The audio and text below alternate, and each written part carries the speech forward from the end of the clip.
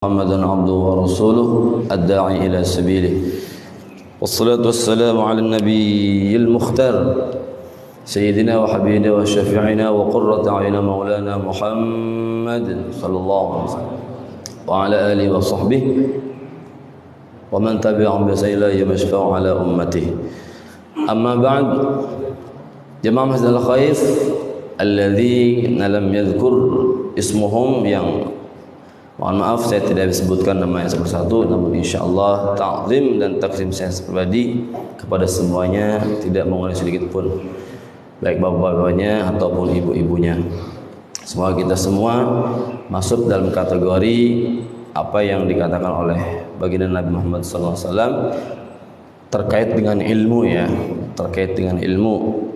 Kata baginda Nabi, maning taqala ilman, manin taqala liyata'allama ilman qabla an yakhtuwa.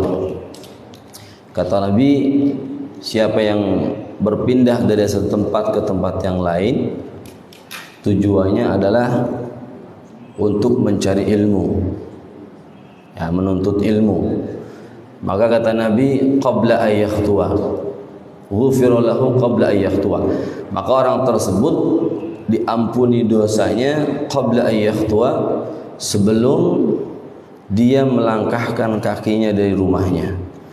Subhanallah. Jadi sebelum melangkahkan kakinya, karena biasanya hari Minggu kita ada ta'lim, ini dosanya sudah diampuni oleh Allah sebelum melangkah. Ya, bisa jadi ketika kita sudah istiqomah, ya, karena sudah setiap ba'da subuh di hari Minggu kita biasanya kajian, semua sudah tahu, pasti mau mengikuti. Nah, siapa tahu ketika baru bangun tidur, jadi semua gerakan dari bangun tidur hingga duduk di tempat ini, itu semua dihitung berpahala oleh Allah Subhanahu wa taala. Amin ya rabbal alamin. Maka sudah selayaknya, sudah seyogyanya, ya, kata kama qala dalam kitab Ta'lim Muta'allim, ini bersyukur itu betul-betul harus mengaplikasikan seluruh anggota tubuh kita dari ujung kaki ke ujung rambut, ini untuk beribadah kepada Allah. Maka insyaallah kita semua di sini termasuk orang-orang yang bersyukur, yang nanti akan ditambahkan kenikmatannya oleh Allah Subhanahu wa taala. Amin ya rabbal alamin. Baik jemaah Allah, tadi yang saya bilang karena ini dadakan, ya, jadi saya belum sempat juga buka-buka kitab. Maka dari itu kita terkait dengan Al-Quran saja, terkait dengan Al-Quran, dengan tahsin Al-Quran. Kemudian kita singgung sedikit karena ini di bulan Maulid, bulan Maulud, ya. Kalau Maulid itu berarti terkait dengan Siti Aminah, karena yang berarti yang melahirkan.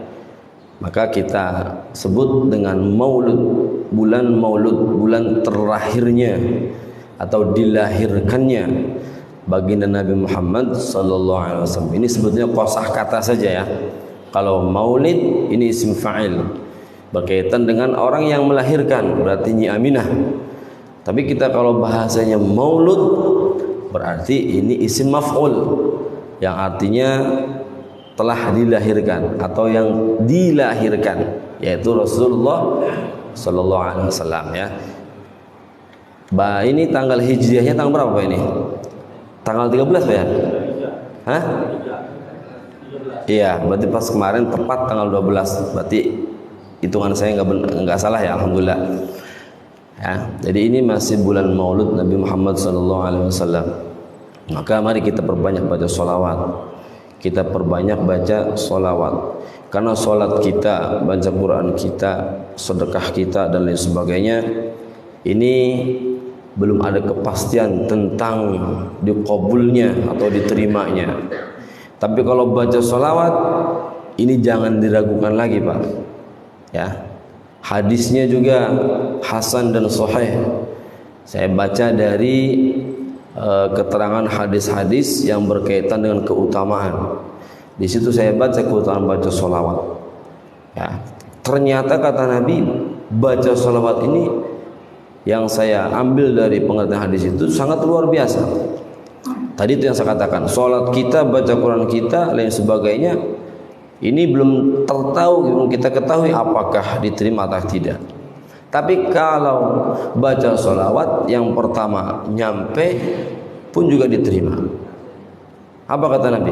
Kata Nabi, fa inna salatakum tuballighuni haitsu lakum. Kata Nabi, siapa yang baca sholawat atau sholawat kalian semua kepadaku, tuballighuni haitsu lakum, dimanapun, dalam keadaan apapun, itu akan sampai kepadaku. Masya Allah ya. Jadi jangan bosan-bosan, jangan ragu, baca sholawat. Di luar dari baca Quran, kita baca salawat. Allahumma salli ala Muhammad wa ala ali sayyidina Muhammad. Allahumma salli ala sayyidina Muhammad wa ala ali sayyidina Muhammad. Allahumma salli ala sayyidina Muhammad wa ala ali sayyidina Muhammad. Baik jemaah Masjid Al-Khaif dan rahmat Allah Subhanahu wa taala, terkait dengan Al-Qur'an, kita alhamdulillah Jemaat Al-Khaif sudah hampir berjalan kurang lebih setahun atau lebih lah ya. Ada tahsin, program tahsin. Sering saya katakan Al-Quran ini adalah pengumpulan pahala yang paling mudah kalau menurut saya Pak ya. Yang paling mudah diantara atau selain daripada baca sholawat. Kenapa? Karena yang pertama, Al-Quran meskipun kita tidak tahu artinya, tidak faham atas isi kandungannya, tapi Allah sudah mengklaim tetap berpahala, tetap diterima atas ganjarannya gitu ya, pahalanya. Karena dalam satu kaidah dikatakan al-muta'abbid bitilawati, bacanya pun berpahala ibadah. Jadi kalau ada statement yang beberapa tahun yang lalu yang mengatakan bahwa baca Quran, baca majalah, baca Quran sama katanya baca, yaitu kalau menurut saya dia itu menjelmakan kebodohannya, tidak tahu bersuara, tidak tahu menggonggong kan? Ya beda lah Pak, Al-Quran dengan bacanya beda. Makanya alhamdulillah di Masjid Al-Khaif ada tahsin ya. Nah yang pertama tadi yang saya katakan, berbacanya pun berpahala. Tapi ingat, karena Nabi sudah mewanti-wanti beberapa abad yang lalu. Kata Nabi, rubba qari'in lil Qur'an wal Qur'anu yal'anu.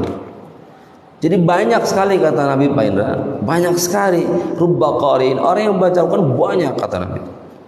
Tapi wal Qur'anu yal'anu, Quran itu bukannya menurunkan pahala, memberikan kemaslahatan, memberikan kebahagiaan, kedamaian terhadap orang yang baca, tapi wal Qur'an yal'anu, malah Al-Quran itu melaknati.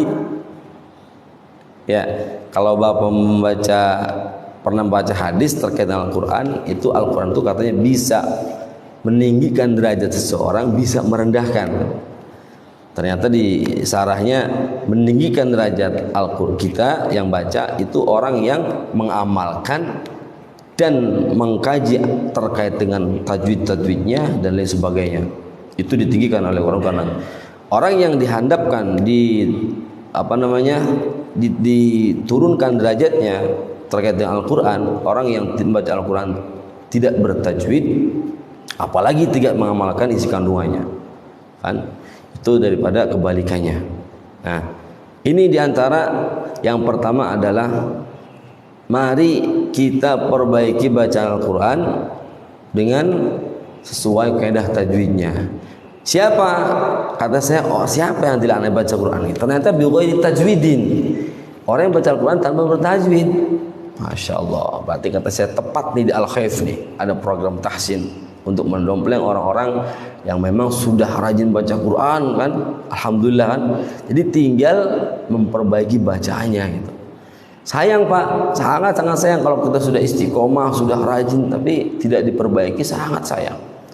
Nah, yang tadi saya katakan Al-Quran ini mudah untuk mengumpulkan pahala. Kenapa? Karena bisa dibaca kapanpun kan, kayak baca sholawat, meskipun kita tidak tahu artinya, tapi diperpahala kata Allah.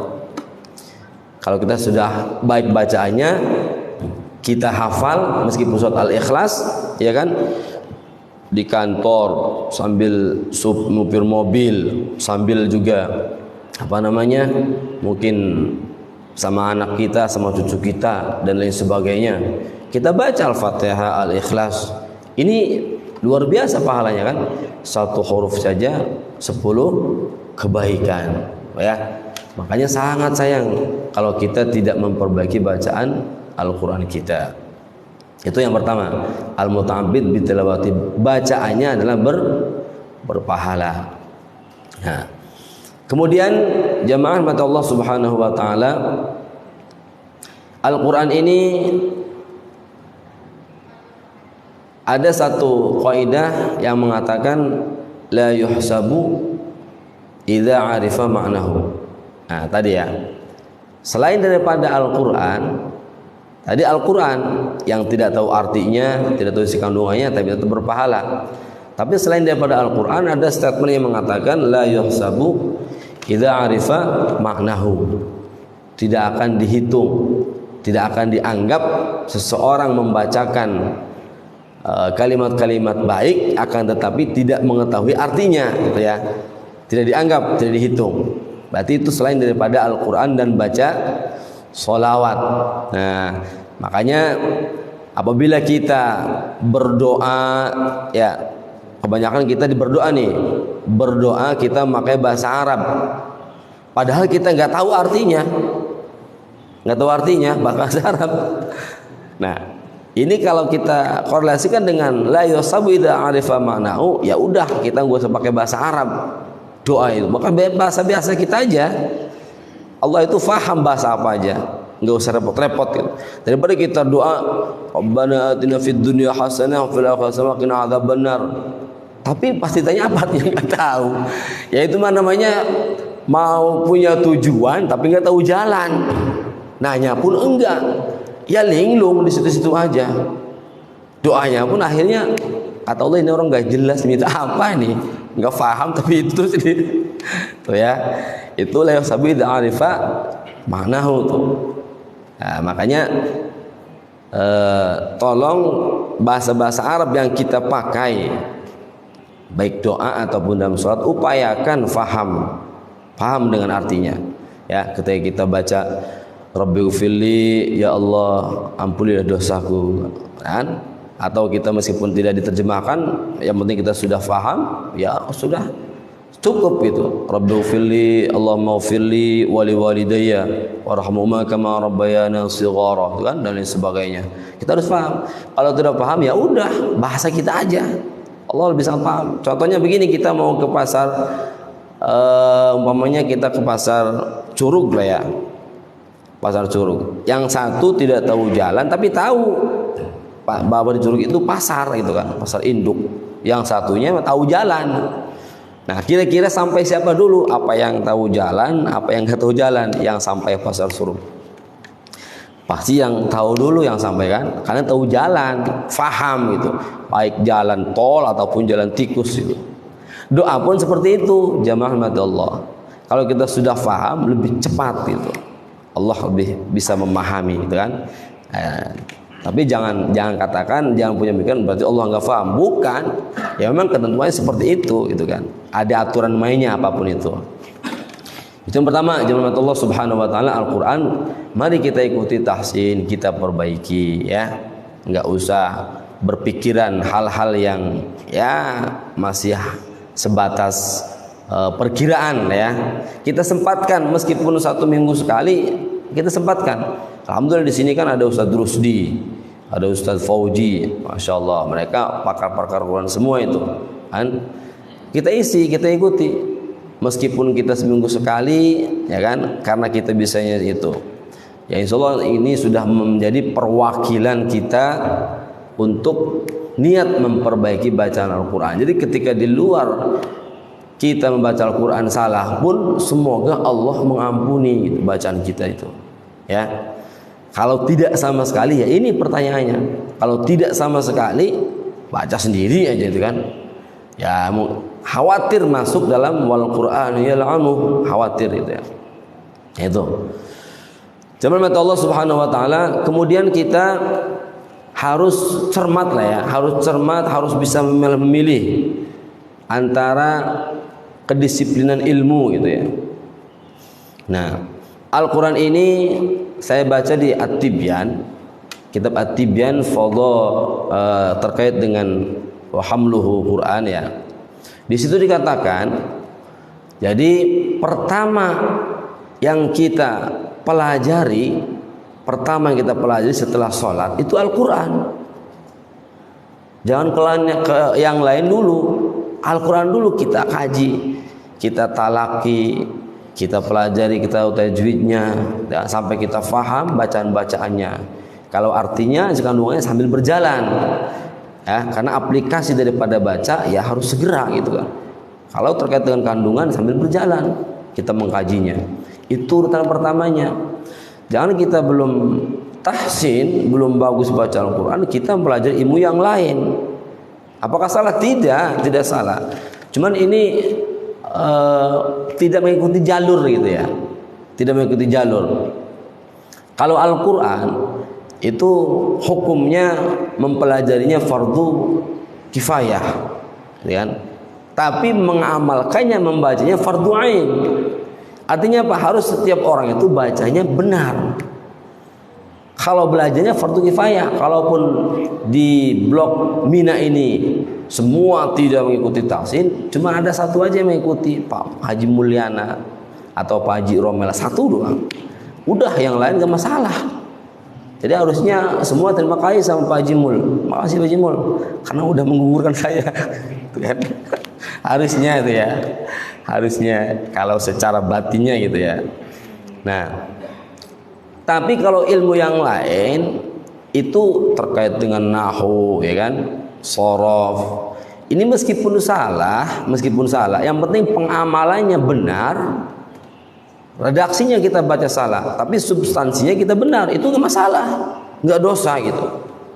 Itu perbedaan dengan Al-Quran. Al-Quran salah harokat itu berdosa Pak, karena nanti artinya beda. Salah makhraj beda lagi.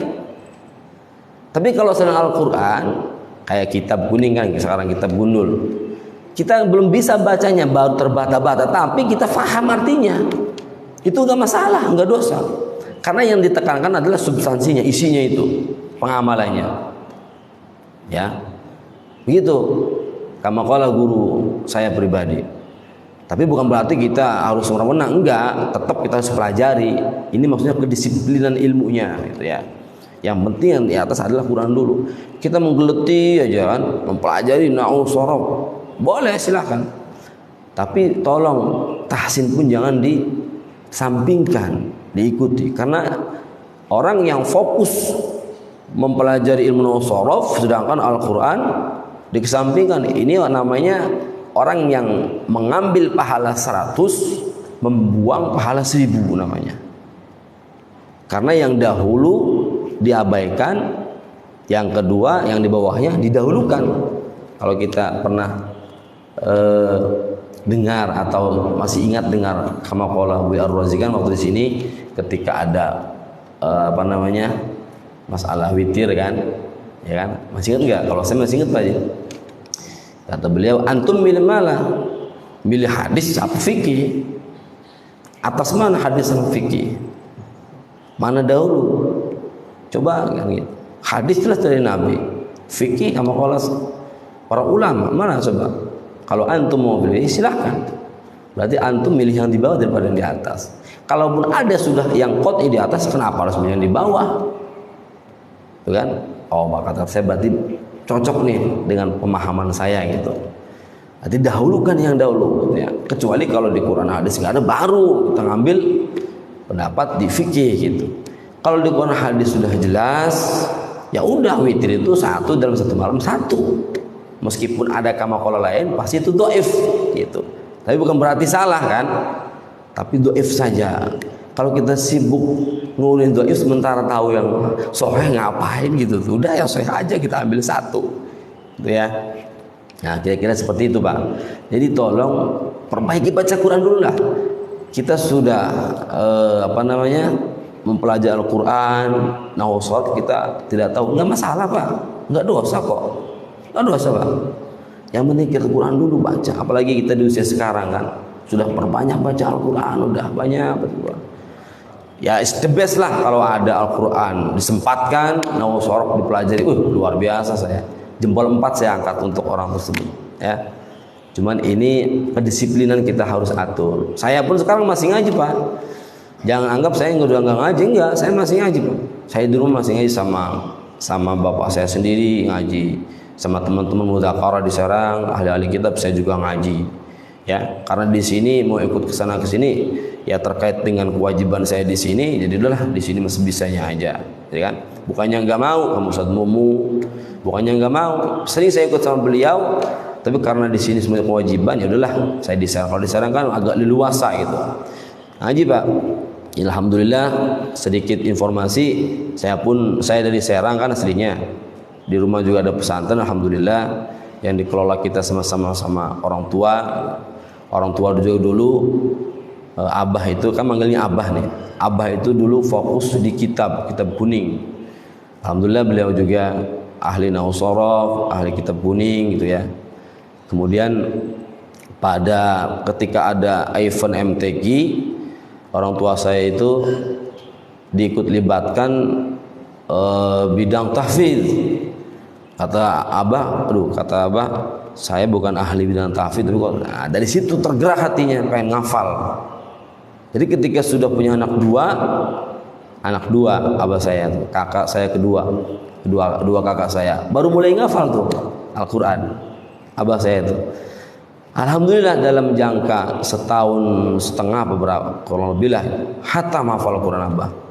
Yang sudah pernah berbincang-bincang Pak Dayat yang di sana waktu pernikahan Pak Ajay itu. Alhamdulillah setahun setengah kurang lebih hatam Abah saya hafal Al-Quran. Nah dari situ akhirnya fokus Quran terus Abah saya itu sampai ke tingkat provinsi menjadi dewan juri alhamdulillah. Nah anaknya pun akhirnya dicetak para hafid. Jadi dari kakak saya anak ketiga, saudara 8 bersaudara. Saya anak ketiga, 2 perempuan 6 laki-laki. Alhamdulillah semuanya hafidz Quran.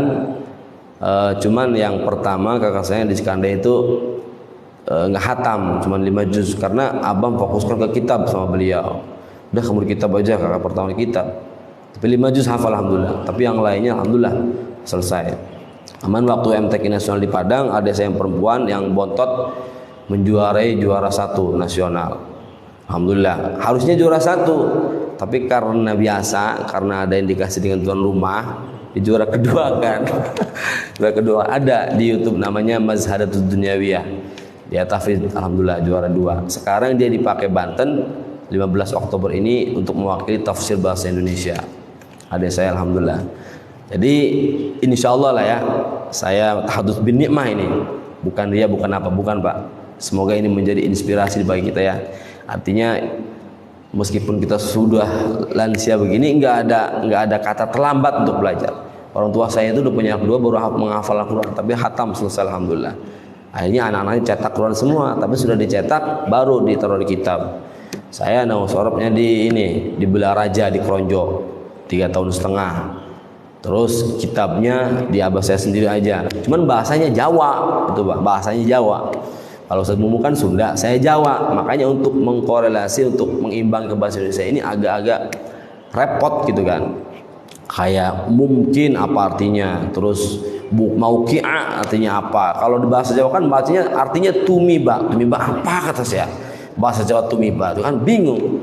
Di tahsin aja saya pakai kalimat harokat fathah, domah, terus kasroh. Agus gak paham, dia bingung Agus. Waduh, Pak Ustaz, apa sih kasroh fathah tuh katanya? Emang anda pakai bahasa apa Gus? Maksudnya apa? Ini nih kata saya, ini harokat fathah, ini domah, ini kan. Oh kalau saya mah ini jabar bahasanya, jabar fathah. Kasroh tuh j, doma tuh pes gitu. Nah katanya itu bahasa Jawa Gus. Saya baca kitabnya begitu Gus, gitu. Nyambung sama Agus. Makanya saya kalau tahsin, kalau menerangkan harokat, saya bawa dua-duanya, Pak Jis. Fatah, Jus, apa namanya? Jabar, Gus, Fatah itu. Agus bingung ya. Tapi sekarang udah mulai paham, udah alhamdulillah ya. Ya ini perlu proses lama gitu ya untuk mengkolaborasikan atau membandingkan lah bahasa-bahasa ini karena khawatir salah kan. Tapi alhamdulillah bahasa Hadus bin Nikmah saya sekarang juga masih ngaji alhamdulillah. Sama kayak Ustaz Mumu ya, kitab-kitabnya Fathul Mu'in, tentang yang ya banyak lah gitu. Alhamdulillah. Mohon doanya semua semoga ilmu makin berkah, makin tambah untuk kita semua. Amin ya rabbal alamin. Baik jemaat Allah Subhanahu wa taala, yang pertama ya, Al-Qur'an adalah pembacaannya itu berpahala tapi dengan catatan tajwidnya harus benar. Lain daripada Al-Qur'an, meskipun tidak benar tidak masalah. Yang penting isinya benar. Baca kitab kita tidak ada yang salah harokat kasroh. Tapi pengertiannya betul, enggak masalah. Saya sudah pernah tabayin sama Ustaz Mumpun begitu. Gimana Ustaz? Saya kan masih terbata-bata nih nahwu shorof. Masih ada yang ragu kadang harokat kasroh. Tapi saya paham artinya nih, isinya. Enggak apa-apa Ustaz, ada kamakolanya. Yang penting pemahamannya benar. Kalaupun salah harokat tidak masalah, kecuali Al-Quran jangan sampai kalau Al-Quran ya. Makanya alhamdulillah di sini komplit, ada tahsin, ada kitab, tinggal kita menyiapkan atau memsempatkan waktu kita ya. Ada kalimat, aduh Ustaz saya sibuk. Ya memang manusia itu diciptakan Allah itu udah keadaan sibuk gitu ya, ripuh gitu. Kalau Pak Bambang ngomong, aduh saya gak sempat, Pak Bambang tidur, itu bukan saya gak sempat Pak Bambang ya. Jadi emang kita udah sibuk diciptakannya. Kalau kita nggak menyempatkan, ada terus urusan Pak, pasti itu nyesal, kecewa gitu terhadap dirinya, pengen minta dispensasi sama Allah. Laula akhartani ya Allah, akhirkan ajalku ya Allah katanya, tunda ajalku ya Allah. Bahkan di surah Sajadah yang sering kita baca ya kan, laula sami'na wa absarna farji'na. Ketika orang tersebut sudah mendengar, ya Allah aku sudah mendengar, aku sudah melihat tentang azabmu, farji'na ya Allah, kembalikan ya Allah aku ya Allah, kembalikan ke dunia ya Allah. Tuh kalimatnya tuh Pak, merengek-rengek sama Allah minta dibalikin ke dunia. Apakah dia minta dispensasi itu untuk mencari jabatan di dunia minta dikembalikan, atau cari kekayaan atau cari kekuasaan? Apa yang diharapkan orang tersebut yang merengek-rengek sama Allah? Na'mal sholiha, kalimatnya farji'na na'mal sholih. Ya Allah balikan aku di dunia, aku akan beramal soleh. Tuh ya Allah aku akan beramal soleh, ya Allah kembalikan aku ke dunia. Tuh. Jadi pada kala itu ada orang-orang seperti itu kata Allah, minta dibalik di dunia, nyesel kenapa saya nggak sempatkan ikut tahsin ya Allah selama. Padahal Ustaz Mahrun ada terus di kamar, kenapa saya nggak masuk kamar aja langsung door to door atau privat dan lain sebagainya ya, kumpul semua banyak. Tapi kata Allah tidak bisa, nggak bisa aku kabalkan karena lau di situ di tafsir Jalalain saya baca itu launya lit tamanni ya. Jadi lau itu ada lit taraji, ada lit tamanni. Kalau lit taraji itu pengertiannya mengharap sesuatu yang masih mungkin gitu. Litaraji itu ya, diambil juga ada pengamalan keinginan yang masih mungkin bisa diharapkan.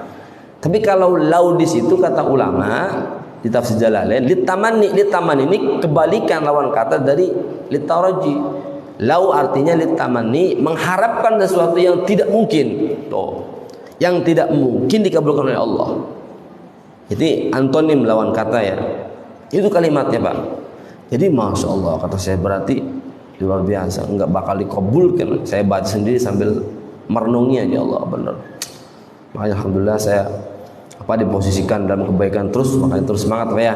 Baik saya ataupun semuanya. Jangan sampai Pak, jangan sampai kita masuk kategori ini penyesalan yang tidak mungkin. Jangan Pak. Apalagi kita sudah tahu kan bahwa umur kita ini antara 60 sampai 70 aja. Kana umur ummati bisitin aw sab'in, kata Nabi itu. Umur kita ini nggak bakal lebih, ya kurang lebih 60 sampai 70 lah ya. Kalaupun lebih itu bonus. Tapi kan ini Nabi loh, kamakol Nabi. Masa kita mau abaikan? itu kan? Semuanya berdasarkan wahyu dari Allah kan, Nabi itu antara 60-70. Nah, kita bisa prediksi sekarang umur kita berapa. Berarti kita diskonnya berapa, apa namanya, sisanya berapa tahun lagi tuh. Sempatkan dari sekarang, sempatkan Pak ya, kita ambil kedisiplinan ilmu dulu, apa dulu yang kita ambil nih gitu, daripada rentetan ilmu yang di atas. Jangan sampai kita mengambil pahala 100 belum pahala 1000 gitu kan, ya kan? Kayak begini nih ya, begini nih kita kajian gitu kan, tiba-tiba waktu sholat 2 rakaat kan, nah kita sholat sunnah kan. Nah ini yang penting mana nih, yang pahalanya besar, apa sholat 2 rakaat, apa kita tetap mendengarkan ilmu? Hah? Nah, mendengarkan ilmu Pak. Apakah salah? Ya salah yang sholat. Tidak salah, benar kok. Tapi dia mengambil pahala 100, membuang pahala 1000 dia. Ya udah, ngapain kalau 1000 dapat 100, santai aja udah, nggak usah repot-repot itu. Kita dengarkan aja, kita dapat 1000 kok. Kamu meskipun sholat 2 rakaat loh, karena sunnah kan. Kita duduk aja 1000 nih, gitu kan. Jadi nggak usah repot gitu. Nah itulah nikmatnya kalau kita tahu hikmah-hikmah daripada pahala ya. Maka saya tekankan di usia kita ini, mari kita lebih teliti lagi, bisa memilah-milah lagi kedisiplinan ilmu. Mana dulu yang kita ambil nih gitu. Jangan sampai kita mengabaikan yang besar, menistiqomahkan yang kecil ya. Jangan ya. Mari kita perbaiki. Baik teman-teman, Allah Subhanahu wa taala tadi ya Al-Qur'an bahwa al-muta'abbid bitilawatih, bacanya aja berpahala. Itu diantaranya. Kemudian di Al-Quran ini Pak, ada ayat-ayat yang tidak bisa kita baca secara individu, harus bertalaki Pak, harus bertalaki. Dalam tajwidnya kalimat katanya dikatakan Al-Quran ini ada yang sifatnya bacaannya suara redaksi ya, adapun ada yang gharib, yang tidak bisa dibaca sendiri, harus bersama guru gitu, bertalaki. Banyak kan kayak sakta, terus lagi imalah, ismam namanya, tashil, kemarin mad badal tuh kan yang saya bahas itu. Tapi alhamdulillahnya mad badal di Al-Quran ini Pak Jeromel dan semuanya sudah tinggal baca. Tapi ada satu, awas nih, ada satu nih, juz 26 ayat ketiga. Di situ ada mad badal. Bagaimana cara kita membaca waqaf? Bagaimana cara membaca wasol? Awas ini ingat, fardu ain kita mengamalkan bacanya. Kalau bacanya salah, ya sudah pasti dosa berarti. Ya, makanya kata Nabi di hadis itu kan, orang mukmin baca Al-Quran itu seperti buah apa itu? Buah korma ya, nikmat tapi tidak harum. Ya.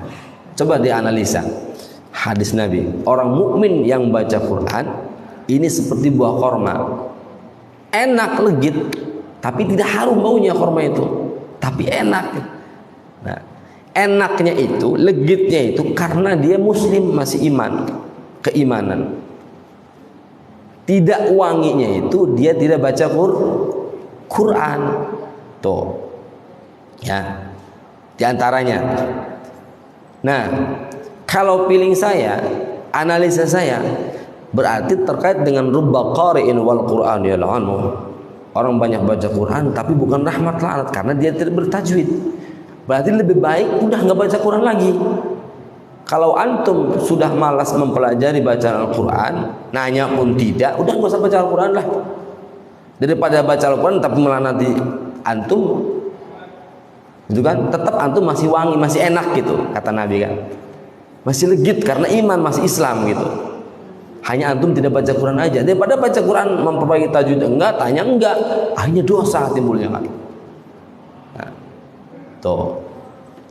Nah makanya agar kita wangi dan enak, baca Islam, baca Quran sesuai dengan tajwidnya, baru nikmat ya, ya enak, ya lega, ya wangi, itu kan udah super tuh kan. Ya, berarti apa? Karena itu tadi baca Al-Quran tidak tahu tajwidnya, akhirnya dosa. Udah lebih baik nggak usah gitu. Bisa dipahami nggak Pak? Bisa Pak ya? Ya, toh baca Al-Quran ini kan bukan satu kewajiban, bukan kewajiban. Coba yang wajib itu rukun Islam ada berapa rukun Islam? Ada 5 ya. Yang pertama syahadat, yang kedua sholat, yang ketiga puasa, yang keempat zakat, yang kelima haji. Ya udahlah, pokoknya itu pas 5 ya, meskipun tidak berurutan lah ya. Nah, 5 tuh. Ini saat Islam. Ada 5 ya. Saat Islam ada 5. Sholat ini ya, sholat. Baca Al-Quran ini, baca Al-Quran ya. Ada nggak di 5 ini? Ada nggak? Di 5 ini Islam ada nggak baca Al-Quran? Nggak ada, Pak. Karena yang baca Al-Quran itu bukan rukun,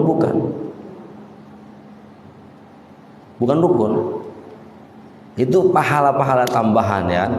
Tapi kita juga harus mengikuti, wajib, karena semua dasarnya dari Quran.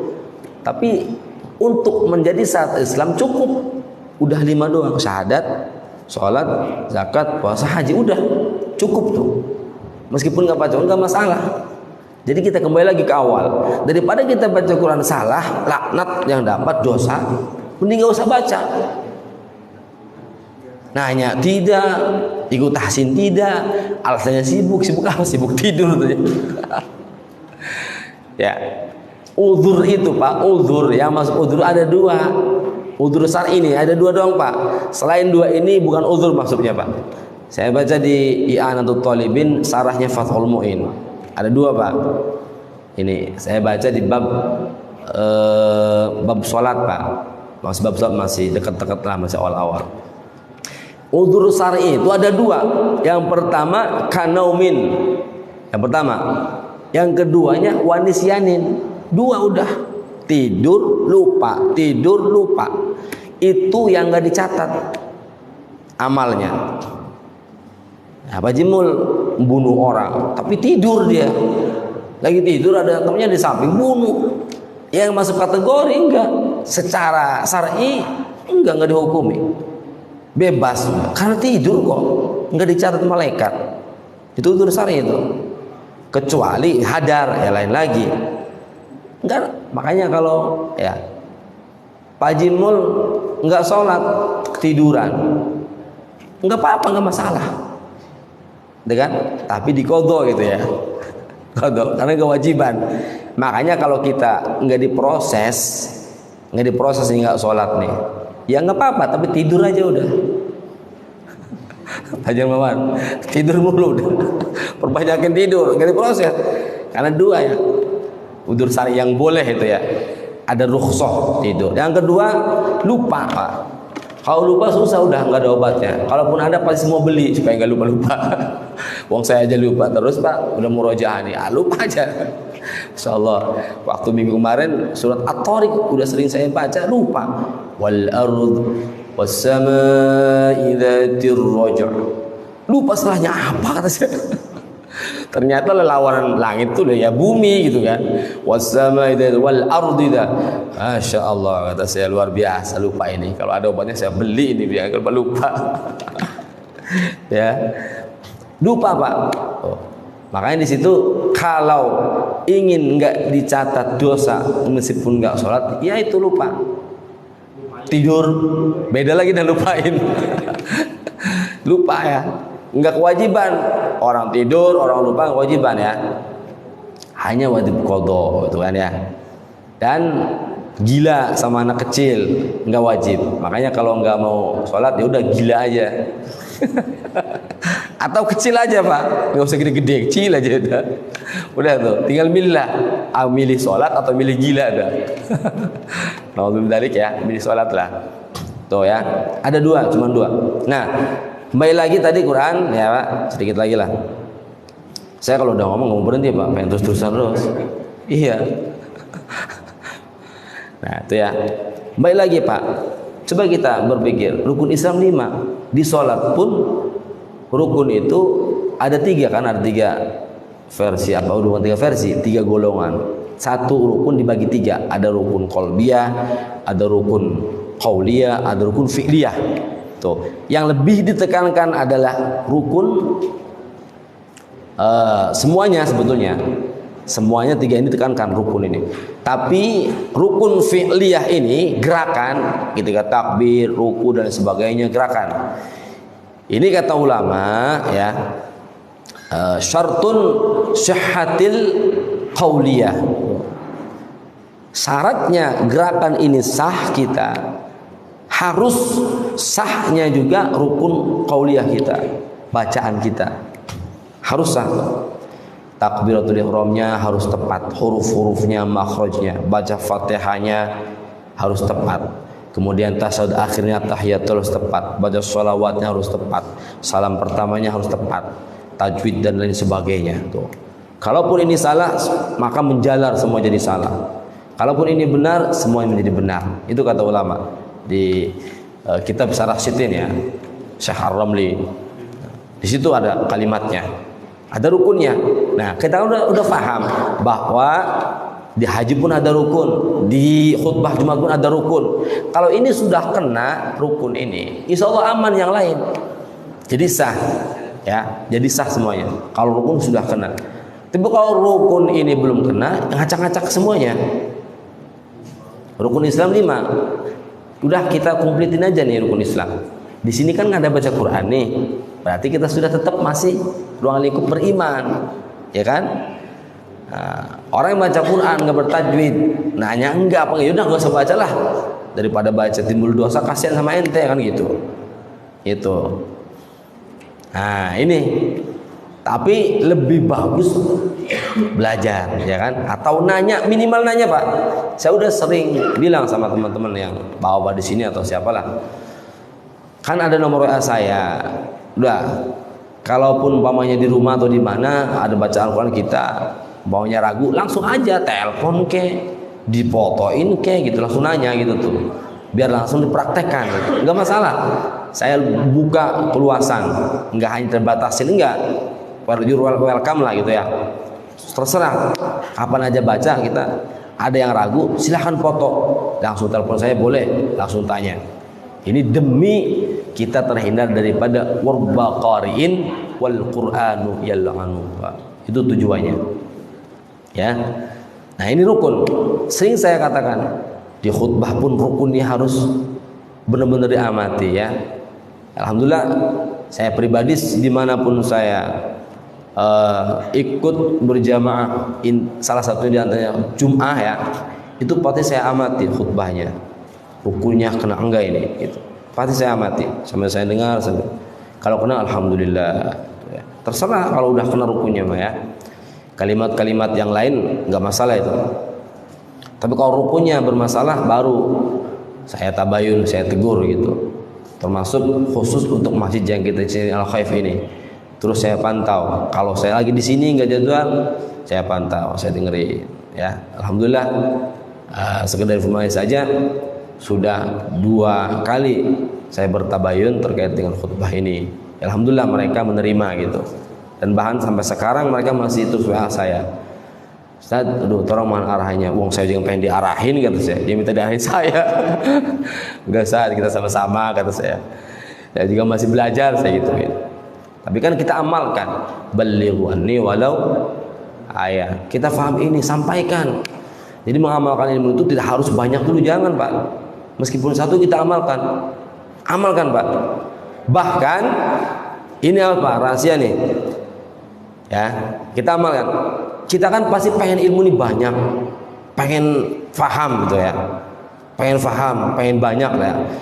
Karena kalimat asumsi kita semuanya, kayaknya kalau nggak belajar ilmu agama kayaknya nggak pantas gitu. Padahal bukan gitu Pak, bukan ustadz doang, semua juga wajib menyampaikan. Selama itu orang muslim, balighu anni walau ayat, nggak apa-apa meskipun namanya nggak ada udzur nih, siapa yang ngisi di sini? Sampaikan meskipun satu hadis diputer-puter, nggak masalah Pak. Justru di situ ada ketentuan orang yang merasa tidak bosan mendengarkan ilmu, padahal itu aja ilmunya. Itu kata ulama orang itu berarti ahli ilmu berarti. Itu Pak. Tapi orang yang ada jamaah ngaji, bosan amat, ini udah sering dengar, berarti dia bukan ahli ilmu berarti. Itu Pak ketentuannya. Awas nih, satu ulama nih. Makanya kita indahi terus ilmu itu. Karena namanya manusia mah nggak bisa Pak sempurna itu, nggak bisa Pak. Saya yakin semua juga ada kelemahannya, kelebihan itu pasti ada. La tahtakir man dunaka falikulli syai'in maziyah. Semua orang itu ada kekurangan kelebihan Pak, nggak mungkin sempurna. Ya, kayak sekarang dai-dai terpopuler yang sudah panggil bahkan katakanlah sedunia ya, pasti ada kekurangannya. Entah di mana pasti ada. Dia bisa A, saya nggak bisa B, belum tentu dia bisa B. Kan? Dia bisa B, saya belum tentu bisa A kayak dia. Itu pasti Pak. Saya sama Pak pun semua di sini pasti ada kekurangan. Maka di sini saling melengkapi. Coba ya. Tuh ahli ilmu Pak. Ahli ilmu Bapak nih. Kalau tidak merasa bosan dengan itu lagi, justru makin menambah melekat kita. Kita sampaikan kepada yang lain. Ya. Nah ini saya kasih apa nih? Bagaimana cara ilmu ya, supaya kita bisa faham ke ilmu. Bahkan Allah berikan ilmu itu secara cuma-cuma Pak. Meskipun katakanlah kalau dari kalimatnya berarti katakan semacam ilham. Kita nggak belajar atau mungkin hanya sebesit kita mendengar tapi langsung melekat ilmu itu Pak. Nah, ini ada satu Pak, cara untuk kita apa? Ilmu makin banyak, pemahaman kita makin mudah terhadap ilmu. Nah, ini caranya satu. Kama qala Ibnu Malik Pak. Imam Ibnu Malik ya. Maliki, bukan dari Hanafi, bukan dari Syafi'i, bukan dari Hambali, tapi Imam Maliki Pak. Dalam kitab Muraqil Ubudiyah. Muraqil Ubudiyah ini salah satu kitab tasawuf Pak. Tasawuf untuk mengobati hati kita ya. Karena tasawuf itu banyak. Yang Ulumuddin, Muraqil Ubudiyah, Minah Husaniyah, kemudian Sulamut Taufik, banyak Pak kitab-kitab ini apa? Tasawuf ini. Nah di situ dikatakan saya baca. Kama qala Imam Ibnu Malik, beliau mengatakan ya, siapa yang ingin diberikan ilmu oleh Allah secara cuma-cuma, bahkan yang kita tidak pelajari pun Allah kasih, Allah wariskan. Berarti coba kalimat waris ini berarti kita tidak punya kan? Coba kita umumnya dapat warisan nih, punya kita bukan warisan itu, bukan kan? Kita cuma hanya hak aja, hanya hak mendapatkan. Tapi sebetulnya bukan punya kita, tapi Allah wariskan. Berarti kalau Allah sudah wariskan kalimatnya, berarti kita pasti akan dapat. Nah apa statement Imam Ibnu Malik? Kata beliau, ya, jika kita ingin diwariskan oleh Allah ilmu yang padahal kita tidak pernah ketahui, tapi Allah kasih ilmunya. Kata Imam Malik, man alima, man amila alima. Tuh kalimatnya, man amila alima. Siapa yang mengetahui, siapa yang beramal, siapa yang mengamalkan apa yang dia ketahui terkait dengan ilmu agama, ya. Maka jawab dari man, ya, kalau di kitab Nahwu kan ada jawabnya aja. Nah, Pak Haji Waluyo nih udah mantap Nahwu sorofnya nih. Jadi jawab man, man amila alima, siapa yang beramal yang kau ketahui, maka warathahullahu ma lam ya'lam. Tuh Pak, warathahullahu ma lam ya'lam, maka Allah akan wariskan. Oh Masya Allah, maka Allah akan wariskan sesuatu yang engkau belum pernah ketahui. Masya Allah. Jadi amalkan tuh Pak. Ini kamu kalau Ibnu Malik loh Pak, Imam Ibnu Malik. Saya tekankan lagi, yang kewajiban menyampaikan dakwah itu bukan hanya seorang ustadz, bukan Pak. Kiai Buya bukan itu aja. Semua selama engkau masih Islam, tapi bukan Islam KTP ya Pak, harus Islam beneran. Sama kalau Islam masih Muslim, itu harus sampaikan. Meskipun kata Nabi beliau satu ayat, sampaikan Pak. Ya. Jadi bukan kewajiban ustadz saja, bukan. Semua kewajiban selama kita Muslim, sampaikan. Meskipun satu ayat. Nah, dari kita penyampaian yang kita pahami satu ayat, satu statement atau satu kategori, satu paragraf, Ini kata Imam Ibnu Malik, kalau engkau terus mengamalkan, maka Allah akan tambahkan ilmu yang kau tidak pernah ketahui. Masya Allah. Jadi kita sering pernah dengar mungkin ilmu laduni lah yang seperti itu, kira-kira nggak pernah belajar tapi bisa gitu. Masya Allah. Ya. Baik jemaah mata Allah Subhanahu Wa Taala, karena ini sudah jam 6 ya lebih. Belum, sebentar lagi. Cukuplah. Yang main-mainnya takut kesal dong Pak Indranya. Terus apa udah? Kata Pak Jimul udah aja lah. Ya udah ya. Ini mengisi kosongan tapi manfaat ya. Insyaallah untuk membantu kita semua. Semoga guru-guru kita yang ngisi di Majalah Khaif ini selalu istiqomah, dan bukan hanya guru-guru kita, kitanya pun harus istiqomah ya. Kita sempatkan Pak, Bu. Kita sempatkan Pak, Bu ya. Ingat, Allah ini menciptakan, saya ulangi lagi, sudah dalam keadaan sibuk kita ini. Artinya kita terlalu sibuk gitu. Sibuk terus Pak, nggak ada henti-hentinya, ada aja. Kalau kita nggak sempatkan, nggak jadwalkan, sulit Pak, sulit yakin. Jangan sampai kita masuk kategori orang yang menyesal setelah mati, tapi penyesalan itu Allah hiraukan, Allah nggak berikan ya, karena dia mengharapkan sesuatu yang tidak manfaat, sesuatu yang tidak mungkin terjadi. Oke, apakah ada yang mau tanyakan terkait dengan Al-Quran tadi atau yang saya sampaikan? Apakah sudah dicukupkan? Sudah berngantuk-ngantuk? Pak Haji Hermawan, ini Pak Haji Pala nggak ada ya? Kalau Pak Haji Pala pasti beliau nanya. Nggak ada. Cukup ya? Ya udahlah, cukupkan aja lah. Sebetulnya masih banyak sih. Harus satu aja tadi, al-muta'abbid bitilawatih ya. Tapi insya Allah ini sudah mewakili, karena yang saya ambil ini dasar ya. Yang pertama, baca Al-Quran diseringkan, karena yang mudah mengumpulkan pahala dua, baca sholawat dan baca Quran. Meskipun kita tidak tahu artinya, baca sholawat dan baca Al-Quran ini berpahala Pak. Tapi catatan, awas, tajwid makhrajnya harus benar. Ini ketentuan pertama, nggak boleh dihilangkan, syarat pertama ya. Kemudian kalau kita sudah baca baik dan benar, maka insya Allah semuanya pun akan mengikuti dengan benar. Terdorong hati kita untuk mengisi, mengkaji artinya. Tapi kalau bacaan kita asal aja, dorongan itu nggak ada Pak, nggak ada dorongan itu, karena nggak berpahala baca Qurannya, nggak ada dorongan. Tapi kalau kita sudah baik tajwidnya, insya Allah hati kita akan terus terdorong dengan kebaikan, sehingga penasaran apa sih artinya, bagaimana sih pengamalannya, itu pasti akan terjadi Pak. Makanya kalau kita baca Al-Quran sudah sering, tapi kayaknya di hati ini biasa-biasa aja, itu harus dipertanyakan. Jangan diam aja. Kok saya semakin malas, kok semakin nggak ada dorongan untuk pengen hadir segala macam, malas, merasa padahal nggak sibuk tapi seolah sibuk. Itu harus dipertanyakan Pak. Berarti kita ini ada masalah nih. Padahal kita sering baca Quran atau kita sering baca wiridan apalah gitu. Apa yang salah ini? Kita harus koreksi. Maka tabayunlah dengan ahlinya, tanya dengan ahlinya. Baik, jamaah mati Allah, Matul Khaif. Semoga kita semua selalu dalam ada dengan Allah Subhanahu Wa Taala. Kemudian di bulan Maulid ini, mari kita lebih perbanyak baca sholawat. Jangan lupa kita memohon kepada Allah, memohon hidayah, memohon petunjuk. Allahumma hdina shiratal mustaqim, shiratal ladzina an'amta 'alaihim ghairil maghdubi 'alaihim. Dan kita semua diberikan aktivitas yang sangat lancar, dan jangan lupa aktivitas kita semua niatkan karena ibadah kepada Allah Subhanahu Wa Taala.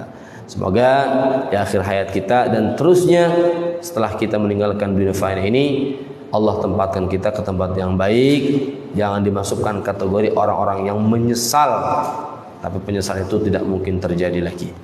Amin ya rabbal alamin.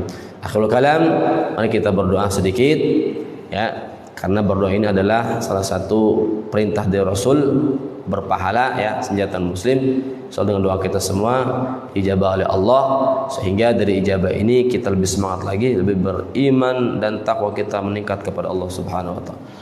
Amin ya rabbal alamin. Allahumma salli wa sallim ala sayyidina Muhammadin fil akhirin wa barik wa sallim wa tabaraka wa ta'ala sayyidina ashabi sayyidina rasul ajma'in. Amin amin ya rabbal alamin. Ya Allah ya Rahman ya Rahim, ya Ghaffar ya Razzaq ya Mujib as-sailin. Allahumma ya Allah, Allahumma salli ala Muhammad wa ala ali sayyidina Muhammad. Allahumma salli ala Muhammad wa ala ali Muhammad. Allahumma salli ala Muhammad wa ala sayyidina Muhammad. اللهم يا الله اللهم اغفر لنا ذنوبنا ولوالدينا وما كما ربيانا صغارا. اللهم إنا نسألك حسن الخاتمة ونعوذ بك من العاقبة وسوء الخاتمة. اللهم اجعلنا يا الله وزوجتنا وأولادنا وأهلنا من أهل العلم والخير، من أهل القرآن، من أهل الرحمة، من أهل الهداية، من أهل الشفاعة، من أهل الصدقة، من أهل الحسنة، من أهل الجنة برحمتك يا أرحم الراحمين. ربنا ظلمنا أنفسنا وإن لم تغفر لنا وترحمنا لنكونن من الخاسرين. ربنا يا الله هب لنا أزواجنا وذرياتنا قرة أعين واجعل المتقين إماما. اللهم لا تدع ذنبا إلا غفرته يا الله، ولا هما إلا فرجته، ولا عيبا إلا سترته، ولا مريضا إلا شفيته، ولا دينا إلا قضيته، ولا حاجة من حوائج الدنيا والآخرة إلى قضيتها برحمتك يا أرحم الراحمين. ربنا آتنا في الدنيا حسنة وفي الآخرة حسنة وقنا عذاب النار وتوفنا مسلمين. وصلى الله على سيدنا محمد وعلى آله وصحبه وسلم والحمد لله رب العالمين. Akhirul kalam, apabila ada yang salah itu dari saya pribadi, mohon dibawakan pintu maaf seluas-luasnya untuk semuanya yang ada dimanapun. Apabila yang benar itu semata-mata dari Allah Subhanahu Wa Taala, mari kita amalkan, insyaallah. Hadan lakum ajma'in, wallahu muwaffiq lakum lit-thariq. Assalamualaikum warahmatullahi wabarakatuh. صلى الله على محمد صلى الله عليه وسلم صلى الله على محمد صلى الله عليه وسلم صلى الله عليه وسلم صلى الله على محمد صلى الله عليه وسلم صلى الله على محمد صلى الله عليه وسلم على محمد صلى الله عليه وسلم صلى الله على محمد صلى الله عليه وسلم صلى الله على محمد صلى الله عليه وسلم. Rastiyati waalaikumsalam warahmatullahi wabarakatuh. Oke guys, karena kajiannya sudah selesai, kita akhiri live-nya. Assalamualaikum warahmatullahi wabarakatuh.